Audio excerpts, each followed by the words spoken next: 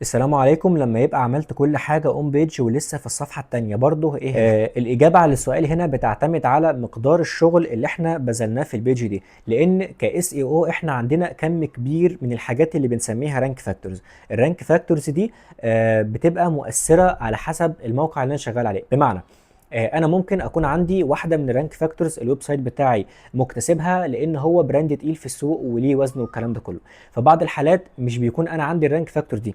في بعض الحالات التانية بكون مثلا عملت كونتنت كويس، اخترت كي وورد سهله، عملت جيست بوست، عملت باك لينك، وفرت تجربه مستخدم، وفرت سرعه للمستخدم، كتبت باسلوب كويس، غطيت معلومات كتير. كل الكلام ده بيساعد ان انا اطلع. ولكن لما اكون عملت كل حاجه فلازم نبقى عارفين مش انا اللي بقيم انا شغلي كويس ولا لا، لان انا ممكن اكون شايف ان انا عملت كل حاجه صح، ولكن من واقع السوق ومن واقع المقارنه ما بيني وما بين المنافسين فانا شغلي لا يزال اسوأ منهم وهكذا. النقطه الثانيه اللي نتكلم فيها وهو ان انا كنت نزلت على آلية عمل الاوبتمايزيشن، ده فيديو موجود على اليوتيوب ممكن نرجع. طيب لنفترض جدلا ان انا عملت كل الحلول الممكنه وعملت كل حاجه تقريبا ولا ازال برضه في الصفحه الثانيه، فهنا بنبدا نروح لاحتمالات ثانيه ان الكي وورد دي ان هي صعبه، محتاجه جيست بوست او محتاجه باك لينك. بنروح لاحتمال ان المجال ده صعب او الكي وورد دي صعبه، وانا عملت بالفعل جيست بوست وعملت اوبتمايزيشن وعملت كل الحلول الممكنه ومحسن السرعه عندي ومحسن الاداء عندي ومغطي الكونتنت اكتر، ولكني مستهدف كيورد المنافسين بتوعي هم براندات كبيره وعاملين او ليهم وزن في السوق اكتر مني،